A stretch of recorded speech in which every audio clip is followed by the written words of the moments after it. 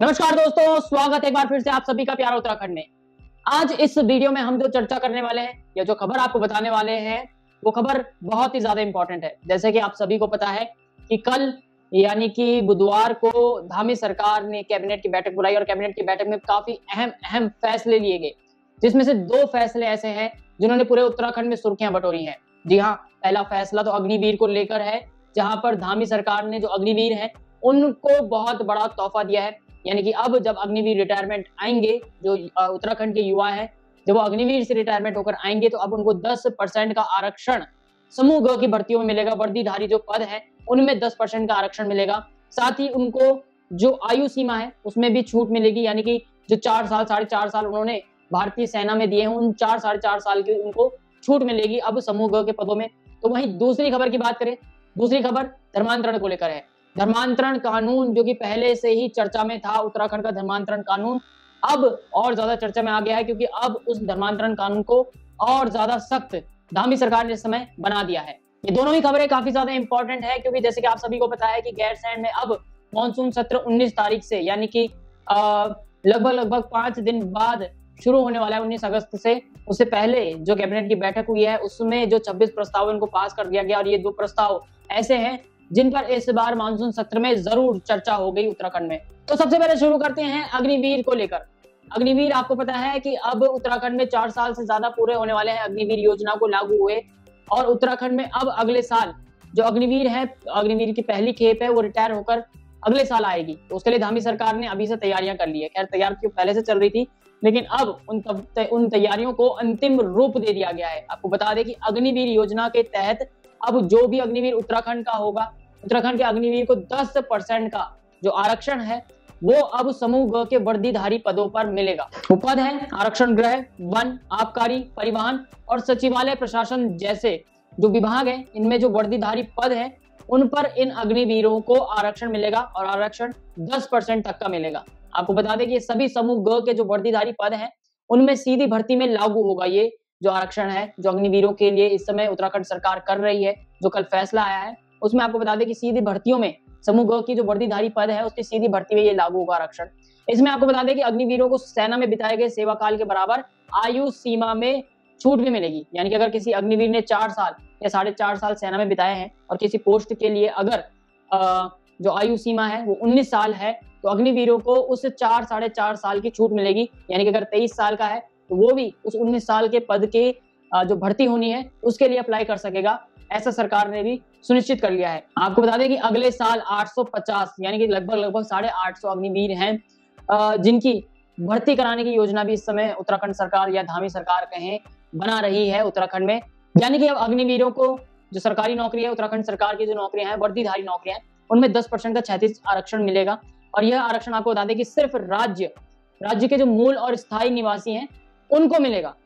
तो ये अग्निवीर के लिए कल जो धामी सरकार इतना बड़ा तोहफा लाई है, या कह सकते इतना बड़ा फैसला लिया है, वो एक तरह से आज सुर्खियों में चर्चा में बना हुआ है। और सभी के सभी जो अग्निवीर हैं, जो उत्तराखंड के अग्निवीर हैं, वो खासकर इस खबर से खुश होंगे, क्योंकि अगले साल ही उत्तराखंड की जो पहली अग्निवीर है, जो पहले 4 साल पहले भर्ती हुए थे, वो अगले साल ही रिटायर होके आएंगे। तो उनके लिए आने के बाद यहाँ पर नौकरियों के लिए जो दरवाजे हैं वो अभी से धामी सरकार ने खोल दिए हैं। तो वहीं दूसरी तरफ बात करें धर्मांतरण कानून को लेकर, कल की जो कैबिनेट बैठक हुई है उसके बाद से यह जो खबर है खासकर धर्मांतरण कानून को लेकर, ये भी काफी ज्यादा इस समय हाइप पर है। क्यों? क्योंकि धर्मांतरण कानून इस समय उत्तराखंड ने जो धर्मांतरण कानून है वो बहुत ही ज्यादा सख्त और कर दिया है। आपको बताते हैं कि क्या क्या चेंजेस इस धर्मांतरण कानून में इस बार धामी सरकार ने किए हैं। उत्तराखंड में धोखे से या जबरन धर्मांतरण कराने को गैर जमानती अपराध व संज्ञेय घोषित कर दिया गया है। ऐसे मामले में पुलिस बिना किसी वारंट के अपराधी आरोपी को गिरफ्तार कर सकती है। यही नहीं, आरोपी को जमानत भी तभी मिलेगी जब सत्र न्यायालय को विश्वास हो कि आरोपी दोषी नहीं है या फिर दोबारा ऐसा अपराध नहीं करेगा। उत्तराखंड धर्म स्वतंत्रता अधिनियम संशोधन विधेयक में यह प्राविधान किया गया है। धर्मांतरण के जो पुराने मामले हैं, यानी कि आज से पहले जो कानून था उसमें 2 से लेकर 7 साल की सजा और 25,000 रुपए का भी जुर्माना शामिल था। लेकिन अब आपको बता दें कि जुर्माना राशि डबल हो गई है, यानी कि 50,000, और सजा भी 10 साल तक हो गई है।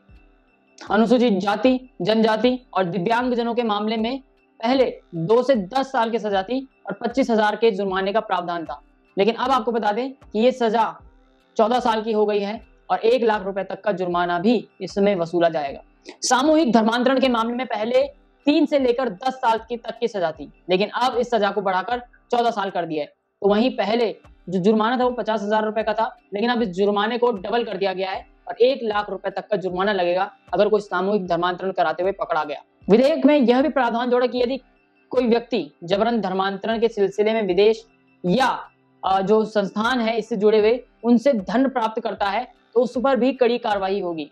यानी कि जो फंडिंग है, जो विदेश से फंडिंग आती है, अगर ये पता चला कि उस व्यक्ति को धर्मांतरण कराने के लिए फंडिंग आई है तो उसके ऊपर भी कड़ी कार्रवाई की गई। इसके लिए 7 से 14 साल की सजा का प्रावधान किया गया है, जबकि 10 लाख रुपए का जुर्माना भी इसमें वसूला जाएगा।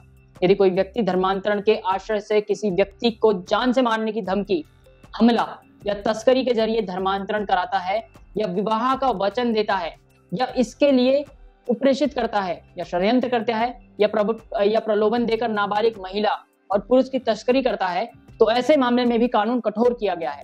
इसके तहत 20 साल की कठोर सजा का प्रावधान किया गया है, जिसे आजीवन कारावास तक बढ़ाया जा सकता है। अब धर्मांतरण के लिए इंटरनेट नेटवर्किंग साइट का इस्तेमाल करने वालों पर भी शिकंजा कसा गया है। इस तरह की गतिविधियों में लिप्त तत्वों पर अधिनियम के साथ ही आईटी एक्ट के तहत भी कार्रवाई होगी। अधिनियम में इसके लिए 2 से 7 साल तक की सजा और 50,000 रुपए का जुर्माने का प्रावधान भी है। तो वहीं आपको बता दें कि राज्य में चल रहे सबसे मशहूर ऑपरेशन काल नेमी की जो छाप है अब वो धर्मांतरण अधिनियम में भी दिखेगी। कैसे, बताते हैं आपको बता दें कि प्रावधान किया गया है कि यदि कोई व्यक्ति जानबूझकर या धोखे की मंशा से किसी अन्य व्यक्ति के धार्मिक वेशभूषा, सामाजिक पद, प्रतिष्ठा की जो वेशभूषा है वो धारण करने के साथ ही जाति, धर्म, मूल, लिंग, जन्म व निवास स्थान का प्रतिरूप अथवा किसी धार्मिक संस्था या संगठन का जो छद्म रूप है वो धारण कर जनता को भ्रमित और सार्वजनिक भावनाओं को आहत करता है तो उसके विरुद्ध भी धर्म स्वतंत्रता अभियान के तहत कार्यवाही की जाएगी। यानी कि साफ साफ है, ऑपरेशन काल नेमी में जो दूसरे धर्म के लोग अब हिंदुओं का वेशभूषा या हिंदू बाबाओं का जिस भगवा रंग या फिर त्रिशूल या डमरू पकड़ के जिस तरह का कार्य करते हैं अब उस पर भी रोक लगेगी। तो ये सब थे कल धामी सरकार की जो कैबिनेट बैठक हुई है।